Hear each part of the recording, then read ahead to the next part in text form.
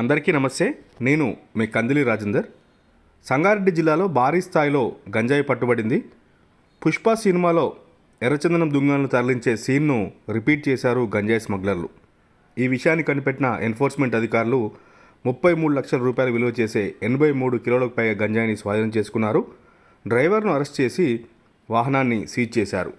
సంగారెడ్డి జిల్లా మునిపల్లి మండలం Kankol toll plaza వద్ద సోమవారం రాత్రి గంజాయిని తరలిస్తున్న వాహనాన్ని ఎన్ఫోర్స్మెంట్ అధికారులు గుర్తించారు. సీట్ల కింది భాగంలో ప్రత్యేక క్యాబిన్ ఏర్పాటు చేసి అందులో గంజాయి ఉంచి రవాణా చేస్తున్నారు. ఎవరికీ అనుమానం రాకుండా ఉండాలనే ఉద్దేశంతో స్మగ్లర్లు ఈ విధానాన్ని ఎంచుకున్నారు. అనుమానం వచ్చిన పోలీసులు తనిఖీ చేయగా క్యాబిన్లో గంజాయి రవాణా చేస్తున్న విషయం బయటపడింది. వాహనం నెంబర్ కూడా ముందు వైపు ఒకలా, వెనుక వైపు మరోలా ఉంది. ముందు నుంచి చూస్తే MP53 CA అని కనిపిస్తోంది. కానీ వెనుక వైపు ఉన్న బోర్డుపై MP63 CAగా మార్చారు. 5ని 6గా దిద్దారు.